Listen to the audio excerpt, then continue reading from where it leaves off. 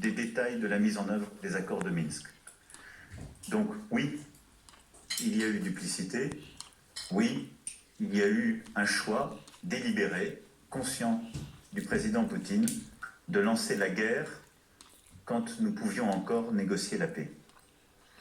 Dans ce contexte, la situation est celle que nous connaissons. Elle appelle d'abord un soutien inconditionnel au peuple ukrainien, à ses autorités, son président.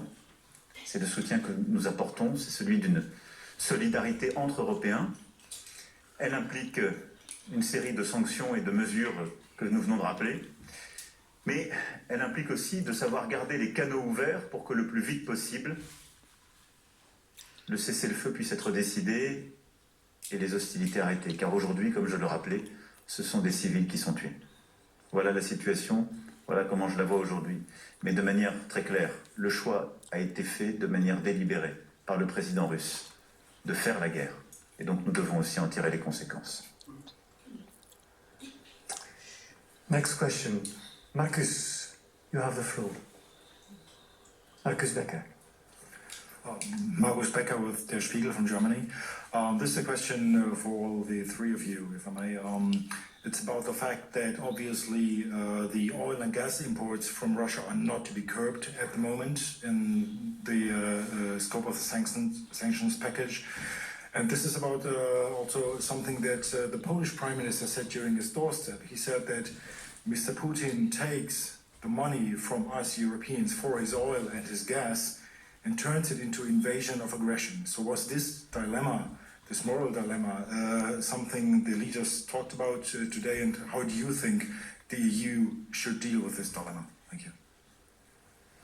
Yeah, we discussed a lot about this important question, this important topic, the energy sector, and this is the demonstration that this is very important for all of us to learn the lessons and to be less dependent. This is what we are trying to do with our climate change agenda, especially with the green transition, because we think it's important to have more sovereignty in this field. But of course, the transition will be extremely important. That's why we are taking many concrete initiatives in order to see how it will be possible in the short term, but also in the mid-term, to diversify our supply chains in order to be less dependent. And again, this one very concrete, very obvious example that demonstrates that we need to develop our strategic autonomy.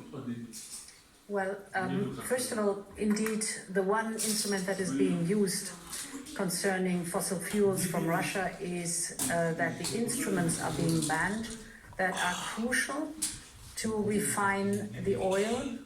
I mentioned the 24 billion euros per year that are the revenues for refined oil.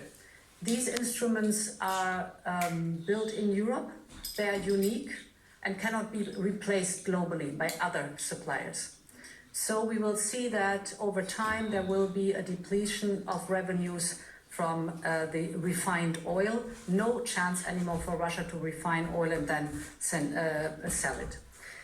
On a second sheet of paper, we have to look at the fact that we are indeed today too dependent of Russian fossil fuels. Russia has proven, Gazprom has proven, not to be a reliable supplier, and we have to do everything to reduce this dependency of Russian gas, oil and coal.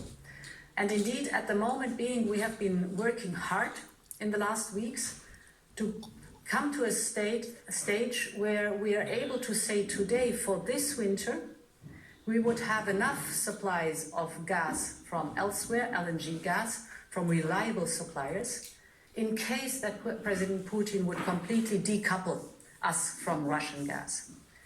But this is